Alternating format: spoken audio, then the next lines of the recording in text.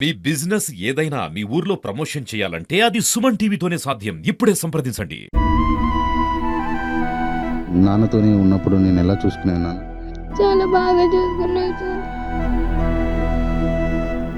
నాన్న లేకుండా ఉండలేకపోతున్నా సార్. నేను లేకపోతే ఉన్నాడు సార్ మా నాన్న. Welcome to Suman TV. ఎంతో ఇష్టంతో కృషితో కష్టపడి 4 వయసులో అంటే 45 సంవత్సరాల వయసులో 2024 డిఎస్సి ఫలితాలలో ఎస్జిటి ఉపాధ్యాయునిగా ఉద్యోగం సంపాదించాడు. ఉద్యోగ విధులు నిర్వహించే క్రమంలో గంధంపల్లి నుంచి తను గంగారం మండలంలోని మరిగూడెంలో స్కూలులో విధులు నిర్వహిస్తుండగా అక్కడ వెళ్లే క్రమంలో తను మృత్యువాత పడ్డాడు. ప్రస్తుతం మనమైతే మహబూబాబాద్ జిల్లా బయ్యారం మండలంలోని గంధంపల్లిలో ఉన్నాము. గత 2 రోజుల క్రితము సండ్ర ఉపేందర్ రావు అనే వ్యక్తి గంగారం మండలంలోని మరిగూడెంలో ఉన్నటువంటి స్కూల్లో ఉద్యోగ విధుల నిమిత్తము అక్కడ వెళ్లే క్రమంలో తను మృత్యువాత చెందాడు. ప్రస్తుతం అతని కుటుంబంతో మాట్లాడే ప్రయత్నం చేద్దాము. అంటే ఉద్యోగం వచ్చి 1 నెల రోజులు కూడా కాలేదు, కొత్త జీతం అందుకునే లోపలనే ఇలాంటి విషాదం నెలకొంది. ఈ విషాదంతో వాళ్ళ ఇంట్లో విషాద ఛాయలు అలుముకున్నాయి. పాటు ఉపేందర్ రావు బామ్మర్ది ఉన్నారు. మీ పేరేం? నా పేరు సంతోష్ అండి. సంతోష్ గారు, ఎలా అసలు ఎప్పుడు జరిగింది, మీకు ఎలా తెలిసింది, అసలు ఎలా ఉండేది తను గతంలో? మా బావగారు చాలా మంచివారండి. నన్ను కూడా బాగా చూసుకునేవాడు.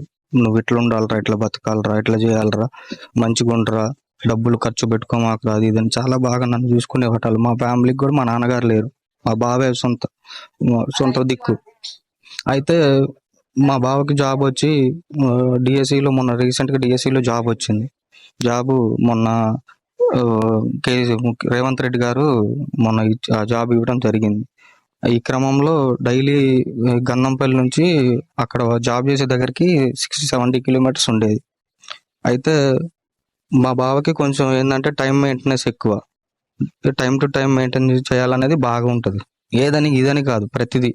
ఇప్పుడు వాళ్ళ పిల్లల విషయంలో కానీ ఎవరి విషయంలో కానీ. అయితే అదే క్రమంలో టైం టు టైం ఉండాలని చెప్పేసి డైలీ ఇక్కడ నుంచి 6:37కే బయలుదేరేవారు. బయలుదేరి వెళ్ళి అక్కడ కూడా డ్యూటీ అయిపోయేటాక రిటర్న్ ఇక్కడికి వచ్చేసరికి 7 అట్లా అయ్యేది. డైలీ ఇదే ప్రాసెస్లో 1 మంత్ నుంచి అలా చేస్తున్నారు. దానివల్ల మరి అది ఏమైందో ఏందో తెలియదు, అది ఎట్లా జరిగిందో ఏందో తెలియదు. ఆ జాబ్ ఆయన తీసుకుపోవడానికి వచ్చిందో తెలియదు, అది ఏందో అసలు అనుకోని కారణాల వల్ల ఇది జరగడం చాలా దురదృష్టకరం. మా బావగారికి మాత్రం, ఆ ఇంటికి మాత్రం మా బావగారు లేని లోటు ఎవరు తెచ్చలేరు. ఆ ఇంటికి పెద్ద దిక్కు ఆయనే. టోటల్ ఫ్యామిలీయే కొలాప్స్ సార్. చాలా నరకం అది. వాళ్ళు పిల్లలు పడే బాధ, మా చెల్లి పడే బాధ వర్ణాతీతం, అది చెప్పుకోలేంది. కుటుంబ సభ్యులు చెప్పేది ఏంటంటే తను ఉద్యోగ నిమిత్తము ఉద్యోగ విధుల నిర్వర్తించే క్రమంలో తను గంధంపల్లి నుంచి గంగారం మండలంలో ఉన్నటువంటి స్కూలుకు తను వెళ్తున్న క్రమంలో అక్కడ గంగారం మండలంలో ఈ ఘటన జరిగిందని మనతో పాటు కుటుంబ సభ్యులు తెలుపుకుంటున్నారు. మనతో పాటు సండ్ర ఉపేందర్ రావు గారి భార్య ఉంది. అసలు తన అడిగి తెలుసుకుందాము. అసలు ఆ రోజు ఏం జరిగింది? ఉద్యోగం వచ్చి 1 నెల రోజులు కూడా కావట్లేదు, సండ్ర ఉపేందర్ రావు మృత్యువాత పడ్డాడు. ప్రస్తుతం మనతో పాటు ఉన్నారు. మీ పేరేం పేరు? నా పేరు స్వప్న అండి. ఏం జరిగిందమ్మా అసలు ఆ రోజు? ఇంట్లోకి వెళ్ళి బయటకు వెళ్ళేటప్పుడు చెప్పాడు 7కి వెళ్ళిపోయారు సార్. 7కి వెళ్ళి బాక్స్ కట్టమంటే వెళ్ళారు. వెళ్ళి 8:39కి ఫోన్ వచ్చింది నాకు. ఫోన్ వచ్చి మీ సార్కి యాక్సిడెంట్ అయింది, రమ్మని చెప్పారు సార్. అంటే ఎక్కడ ఏంటంటే గంగారం దగ్గర అని చెప్పారు. కాలు ఇరిగిందని చెప్పారు మాతోని. అక్కడ ఏం జరిగిందంటే అంబులెన్స్కి ఫోన్ చేసాము, వస్తుంది మీరు వెంటనే రండి అని ఫోన్ చేశారు. మేము వెంటనే వెళ్ళినాం. అక్కడ నుండి తీసుకెళ్తున్నాం, నర్సంపేట రమ్మని చెప్పారు. వెళ్ళాం సార్. మధ్యలోకి వెళ్ళంగానే ఈ వార్త తెలిసింది. ఎంతమంది పిల్లలు? 2 పిల్లలు, ఒక పాప ఒక బాబు. బాబు పేరు హేమతేజ, పాప పేరు శాన్విత. బాబు 8th క్లాస్ చదువుతాడు, పాప 5th క్లాస్ చదువుతుంది. ఎంతో కష్టపడి మీ ఆయన అంటే ఇటు పెట్రోల్ పంపులో కూడా పనిచేసి జోన్ సంపాదించాడని చెప్పేసి తెలిసింది. ఎలా ఉండేది అసలు మీ జీవితం? ఎలా గడిచేది గతంలో? మాకు ఏ లోటు లేకుండా చూసుకోండి సార్. మాకు జాబ్ వచ్చిందన్న ఆనందం లేకుండా అయిపోయింది. ఇప్పుడు మమ్మల్ని బాగా కష్టపడ్డారు, జాబ్ కోసం కూడా బాగా ట్రై చేసి జాబ్ వచ్చిన ఆనందం లేకుండా, మాకు సంతోషం లేకుండా అయిపోయింది సార్ ఇప్పుడు. గతంలో సూపర్వైజర్ గా పనిచేస్తూ పెట్రోల్ పంపులో తను కష్టపడి ఒక ఉన్నత స్థాయిలో తను ఉండాలని చెప్పేసి కోరుకునేవాడు. ఎప్పటికీ ఏజ్ 45 సంవత్సరాలు ఉంటుంది కదా, 45 సంవత్సరాలు ఉన్నా కూడా పట్టు వదలకుండా కృషి చేసి 2024 డిఎస్సిలో ఉత్తీర్ణత పొంది తను ఎస్జిటి ఉపాధ్యాయుడిగా గంగారం మండలం అంటే మహబూబా జిల్లా గంగారం మండలంలోని ఒక స్కూల్లో తను టీచర్గా పనిచేశాడు. పట్టుమని నెలలు కూడా గడవలేదు, కొత్త జీతం అందుకునే లోపే ఈ విషయం తెలియడంతో కుటుంబ సభ్యుల్లో తీవ్ర ఆందోళన మొదలుకుంది. నెల రోజులు కూడా కావట్లేదు కదా, నెల రోజులు అంటే గడవక ముందుకే ఇలాంటి జరగడం. జాబ్ వచ్చిన తర్వాత ఎలా ఉంది? జాబ్ వచ్చినాక సంతోషంగా ఉన్నాం సార్. మేము జాబ్ వచ్చిందన్న ఆనందం లేకుండా అయిపోయింది సార్. మాకు ఇప్పుడు బాధ, చాలా బాధగా ఉన్నాం సార్. మేము మా బాధను ఎవరు తీర్చగలరు సార్? ఇప్పుడు ఇక్కడనే పిల్లలు కూడా ఉన్నారు, పిల్లలతో కూడా మాట్లాడే ప్రయత్నం చేద్దాం. ఏం పేరమ్మా నీ పేరు? మై నేమ్ ఇస్ శాన్విత, ఏ క్లాస్? 5th. నాన్న ఎలా ఉండేది? నాతోటి చాలా మంచిగా ఉంటారు సార్. నేను లేకపోతే ఉంటారు సార్ మా నాన్న. అంటే నాన్నతోనే ఉన్నప్పుడు నేను ఎలా చూసుకునేది? నాన్న చాలా బాగా చూసుకున్నారు సార్. నాన్న లేకుండా ఉండలేకపోతున్నా సార్ నేను. అసలు ఎలా పైకి వచ్చాడు, ఎంత కష్టపడ్డాడు, కుటుంబ నేపథ్యం గురించి అడిగి తెలుసుకునే ప్రయత్నం చేద్దాం. మీ పేరు ఏం పేరు? కల్పన గారు, ఎలా ఉండే సండ్ర ఉపేంద్రరావు గారు? వాళ్ళు ఎంతమంది? తల్లిదండ్రులు ఏం చేసేవారు? తల్లిదండ్రులు వ్యవసాయం అండి.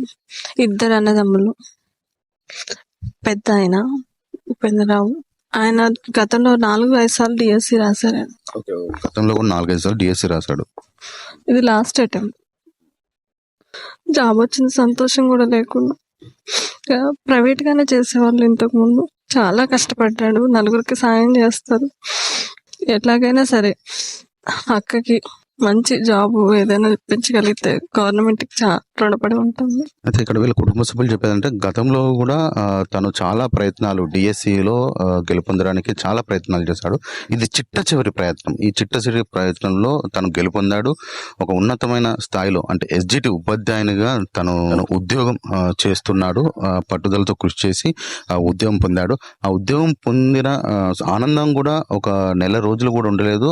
నెల గాక ముందుకే తను ఇలా మృత్యువాత పడడంతో ఈ కుటుంబం అనే శోక సముద్రంలో మునిగిపోయింది. ఇక్కడ ఇంకొందరు ఉన్నారు వాళ్ళ కుటుంబ సభ్యులు, వాళ్ళతో కూడా మాట్లాడే ప్రయత్నం చేద్దాము. నా పేరు సుకన్య అండి. ఎలా ఉండేది సండ్ర ఉపేంద్రరావు గారు ఇంట్లో?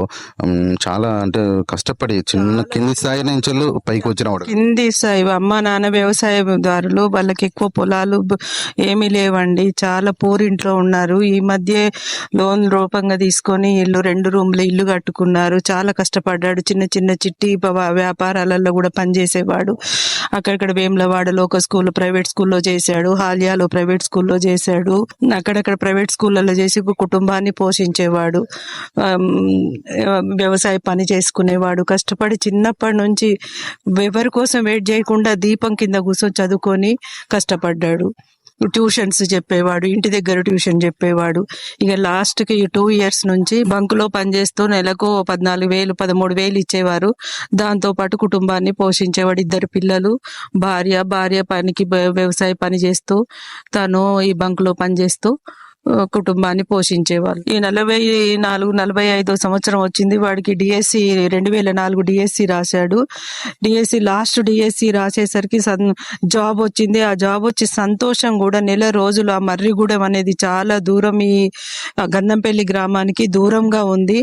రోజు బండి మీద వెళ్ళి వచ్చేవాడు. అక్కడే ఉండాలి అని అన్నాడు. సంతోషంలో ఎంతో సంతోషంగా, అసలు ఆ సంతోషాన్ని చెప్పలేని సంతోషము. నెల రోజులు చేశాడు. మొదటి జీతం కూడా తీసుకోలేదు ఇంతవరకు.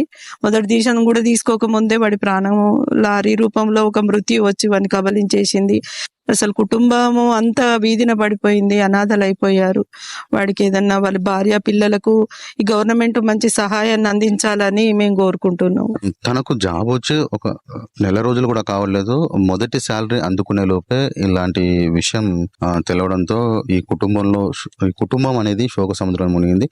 వాస్తవంగా చెప్పాలంటే ఈ గంధంపల్లి నుంచి తనకు ఎక్కడైతే జాబ్ వచ్చిందో గంగారం మండలంలోని మరిగూడెంలోని ఒక ఎస్జిటి ఉపాధ్యాయునిగా తన ఉద్యోగం పొందాడు. వెళ్ళాడు. అక్కడ విధులు నిర్వహిస్తున్న క్రమంలో ఉదయం పూట ఈ గంధంపల్లి నుంచి గంగారం మండలం, ఇది ఒక 70-80 కిలోమీటర్ల దూరం ఉంటుంది గంధంపల్లి నుంచి గంగారంకి.